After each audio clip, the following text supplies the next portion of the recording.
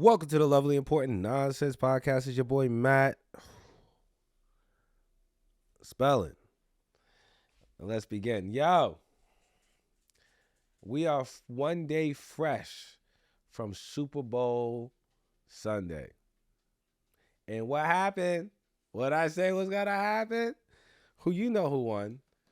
Taylor Swift. Taylor Swift won the Super Bowl. and me and Joe was talking, and I don't understand. Just help me understand.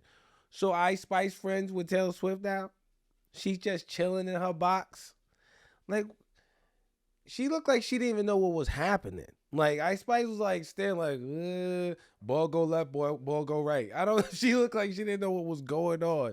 And then someone tried to tell Joe that people don't get paid to be sitting at like major events. For what? How much Eminem get paid for what? Yeah, so he said, okay, yeah, he said how much did Eminem get paid for the 4 Lions games that he went to, right? And he was like, oh, he don't think people get paid for that. And yes, a lot of celebrities do get paid to show up at events. Stupid, that's what they do. Just because it's not a club don't mean it's not an event. They're still gonna get paid for it, you know? Insane.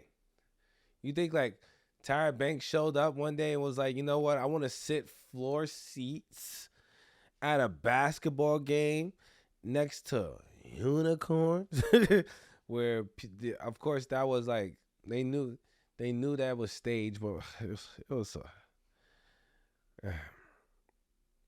Taylor Swift won the Super Bowl last night. It was pretty cool. You know what I mean? It went exactly the way I thought it was going to win. They went to overtime. I thought my homeboy's going to drop to the knee, have the Swifties going crazy. And that's something I had to tell one of my friends. I said, listen to me. If you are a fan of the Chiefs, I want you to hear me again. If you are a fan of the Chiefs, you are now declared a Swiftie. All right? There's no going back. You a Swiftie. Buy the album. It's going to be released soon. You know what I'm saying? All Chiefs, everybody who bumping, you better be bumping Taylor Swift in your car going forward. If you're a Chief fan and you're not bumping Taylor Swift, yo, you're a disgrace. And you're a disgrace to your team. Disgusting, yo. Disgusting. Taylor Swift, she won the fuck out that Super Bowl. Usher killed the goddamn he killed the halftime show. He killed that shit. We haven't seen a really good halftime show in a minute. Usher killed that halftime show. Everybody kept talking about him being all canoodling underneath Alicia Keys. I said, hey baby, that's acting, you know? My boo. That was my shit. I was watching that shit on my way here, like my boo. I was at Dunkin' Donuts line like guy was like, yo, what you listening to? I was like, mind your damn business. My motherfucking coffee. But yeah, he be killing them skates. Yeah, he been going hard lately. Usher's been going really hard lately. I don't really give a fuck too much about like celebrities though. I'll be honest with you. I can't sit here and tell you guys, not one of those podcasts. You know I don't give a fuck about that. I'm just talking about it because that's what's going on. And what else happened? There was Taylor Swift winning the Super Bowl. Tomorrow's Valentine's Day. Or whenever this.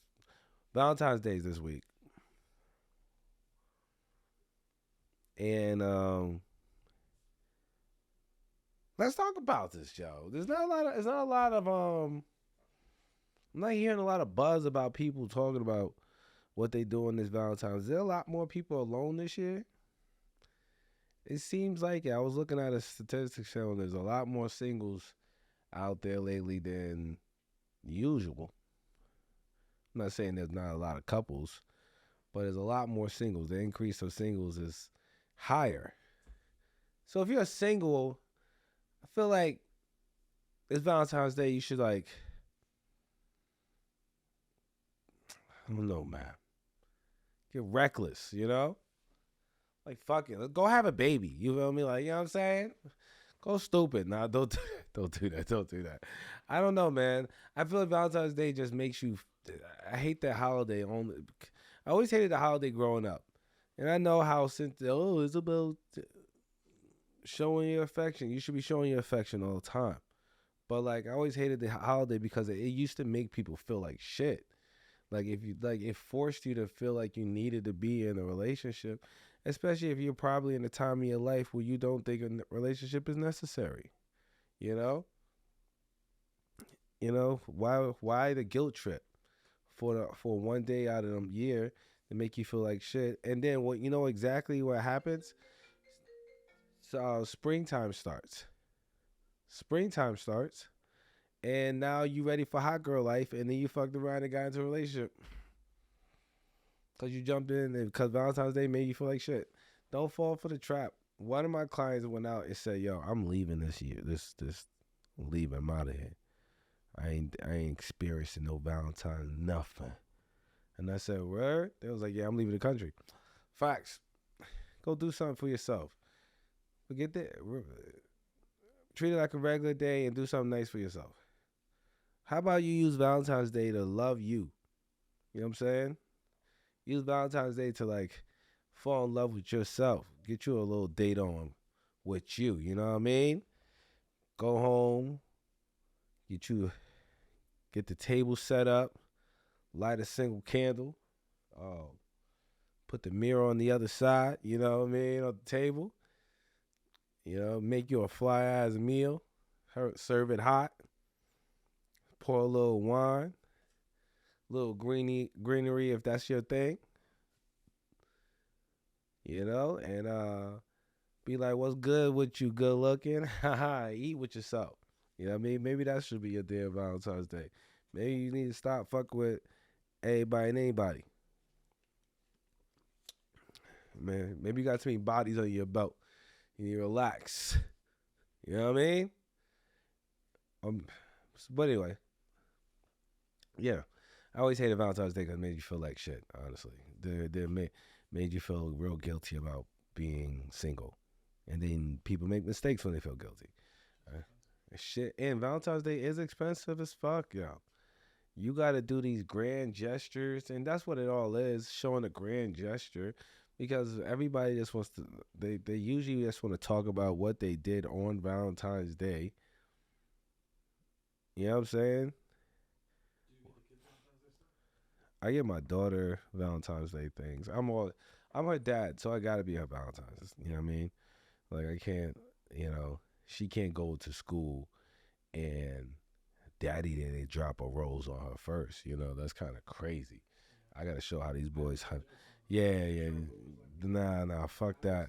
I throw bouquets at my daughter. Like she's like, look, to me, honestly, I just feel like anybody that's gonna try to like do anything for my daughter, they got to outdo dad. They got to outdo me on everything, except for one thing, because I don't know. You know, everything. You know what I'm saying? But hell yeah. No, the conversation I wanted to have today because uh, uh, I've been thinking about it a lot. It's been playing with my head, and this is my podcast, and I want to talk about things that are um always circulate in my head.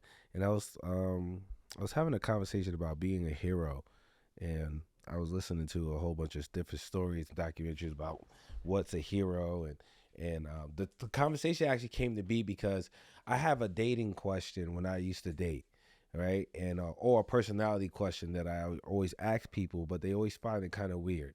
And my personality question is like, yo, who's your favorite superhero? You know what I'm saying? That's always been my question, even since I was young. You know, you could take it too, because you can actually find out a lot about a person because people usually identify themselves with the superhero that they choose. You know, like or yeah, definitely. It's like usually they identify themselves with a superhero that they choose. Maybe if they're a grown ass person, their favorite person is like the Hulk. You know what I mean? Hulk is dope. He's strong. They like strength. That's their thing. Well, all of a sudden they might have anger issues that they battled with. They might have complicated a split personality, or never feeling like they're fully aware. There's a lot of things you can learn about people just by the superhero that they choose. You know, the Thor, feeling godly. You know, always feeling above people, but never feeling like you're part of anything. You know, the feeling of being meant for this higher calling, but always having to prove yourself over and over again. That's the Thor thing. The who's another one? Batman. The shadowy type, the mysterious type, the always want to do the right thing, but always feel like they always have to be forced to do something wrong. That it's I've been doing this since I was a kid, so maybe that's a reason. But like usually, I'm pretty spot on. Superman. Superman is definitely it's a complex. You know, it's usually someone who wants to be invulnerable and who wants to be invulnerable to anything, but usually but something bad has happened to them, so they're trying to find a way to protect themselves. But the best way to protect themselves is to be invulnerable. All right, Superman's major power is the fact that he can't be hurt. It's hard to hurt that man, and usually people who've been hurt severely go towards characters that has been who can't be hurt because that's a way of protection. That's just yeah. Also, he could knock you the fuck out. So you know what I mean. So they also want the whole strength again, encompassing the whole thing about defense and like they want to be all powerful, but at the same time not be able to take a shot. You know, not take a shot. You know, um, that's the Superman thing for me. I personally, I don't know, I used to try to like attach myself to different heroes. It really depends on my cycle in my life, but like my I don't know. I never really was able to, even as a kid, find a hero in anything that I felt like was worth being. But I loved looking at all of them. Like you know what I'm saying. Um, I used to tell people like Batman's my man, but like that was only because like Batman's like generic to fucking like everybody likes Batman. You know, it's Batman. You know, he's a fucking who don't like Batman. He's a billionaire that beat you in the face. You know, it's so funny that you could be so Batman's so cool because you could be regular. You could be a regular ass guy, but if you just have that sense of discipline and conviction and not self-doubting, if you could focus on one idea, you could take on Superman. You get what I'm saying? Like like you know that's why Batman was always cool to me because so you could take on Superman as long as you're so mentally insane enough to be disciplined to one focus. You know, justice, bitch. I love it, yo. I love it, man. So that was, but definitely being a. But I always say the hero story is always the same, though. You know, the hero story is always the same. The people who do want to be a hero, you know, there's always a call to be a hero. There's the call, right? Something happens, you know. Let's just say, what's a good hero? Um, um, Hunger Games. Well, that's a hero's. That's one of the hero's plots. A call to action happened. What happened? Agnes had to step in for her sister. Right, that was the call to action. She had to step in for her sister. Second thing that usually happens. I heard this too. This was pretty much. I think it was a TED talk I listened to like last week. This is another one. The an assistant. Someone has to come and assist them in this call to action, right? So they find someone. Agnes had who she had. She had her friend that came to help during this call to action, or the people that was on the, all the people that her mentors and stuff like that. Even we could talk about Harry Potter, same shit.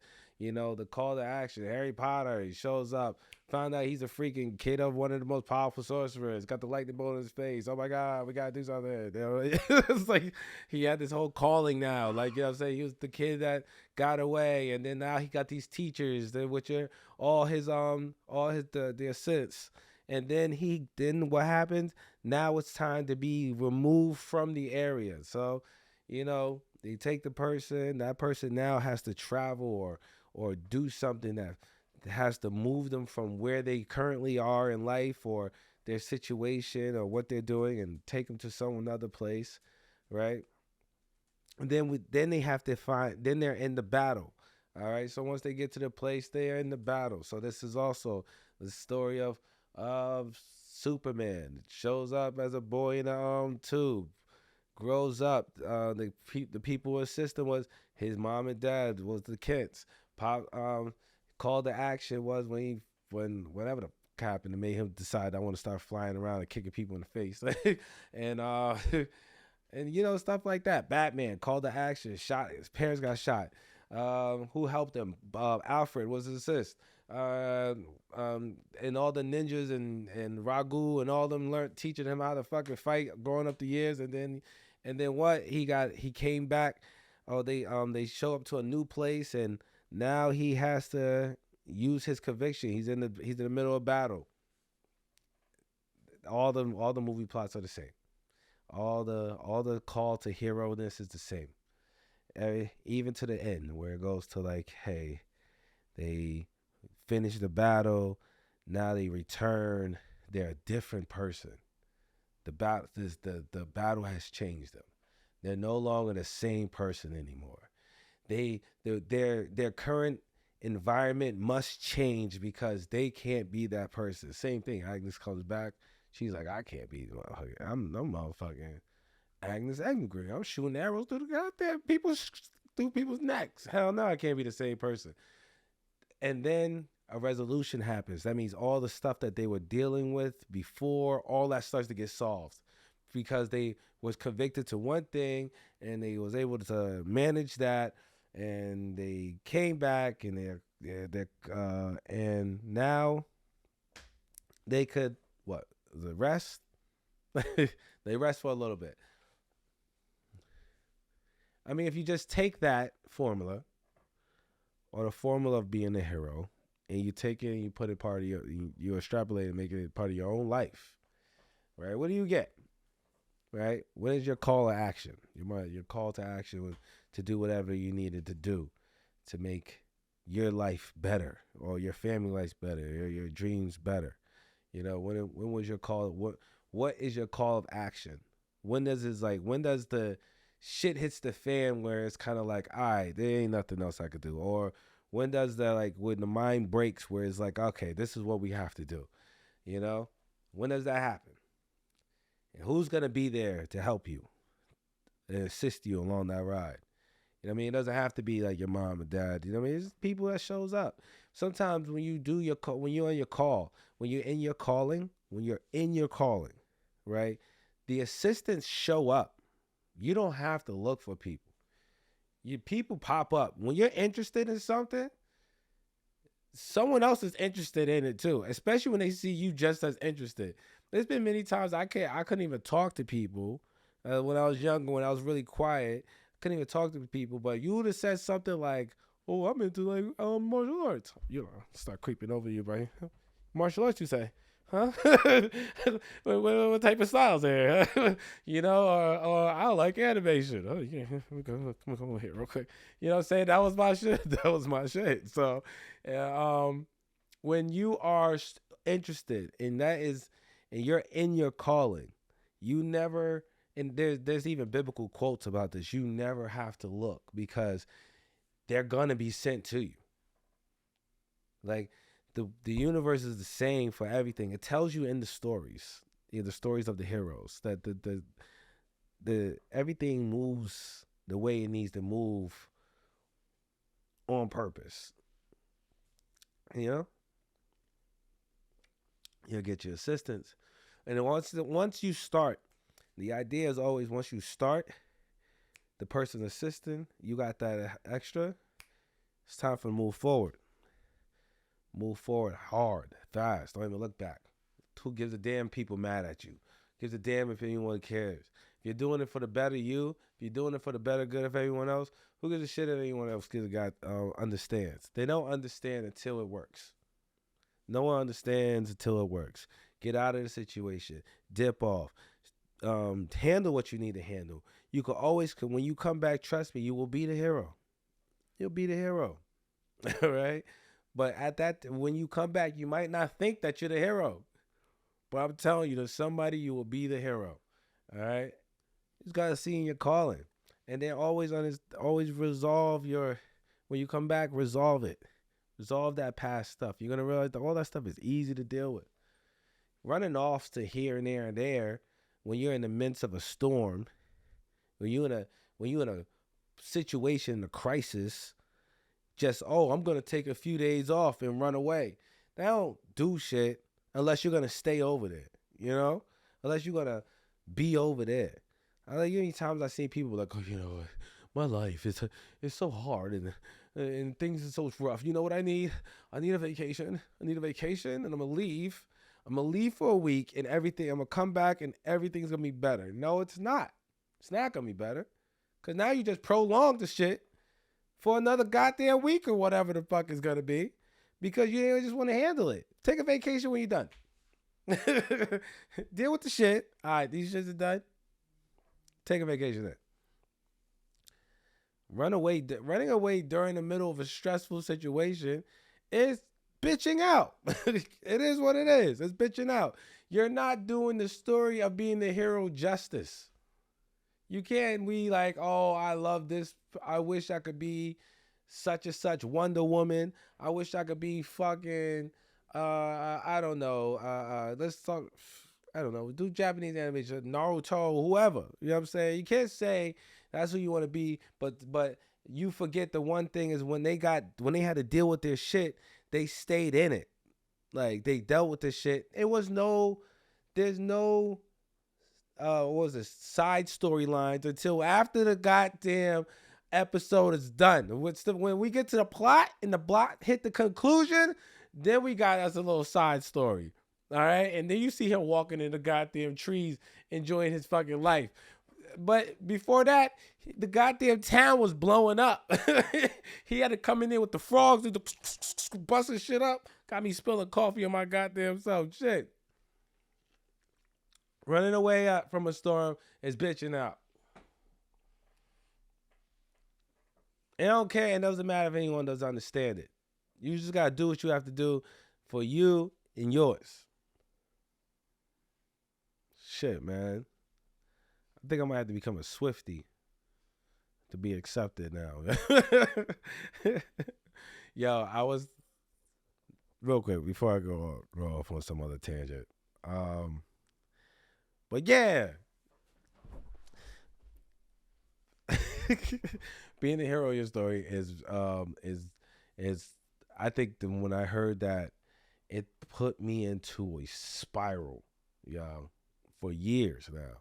And I was like, sometimes it always comes back. I might not remember, but it'll come back and it'll remind me like, yo, are you doing what you supposed to be doing? Are you living the life that you're supposed to live? You're supposed to be having an adventure of a life. You're supposed to be, and who has the best adventure, huh? Who has the best adventure? The hero, the protagonist. And if I'm the protagonist of this goddamn story, the one thing I can't fucking do is walk away when there's situations happening. I just can't do it, That's also we call it being an adult. Man, how long was that? That was a good 25. All right. I love that. All right, good. Besides that, we've been pretty good. Thank you. Well, anyway, guys, we're gonna call it from that part right there. Pause. Boom. Maybe hit another episode. But this is the Lovely Important Nonsense podcast. Don't fuck around and say anything bad about Taylor Swift going into 2026 because The fans. Hey, and if you are a fan and you watching this, trust me, I'm a fan too now. Yeah, I'm a fan too. You gotta hit the like and subscribe button. It's your boy Matt Spellen, and we out.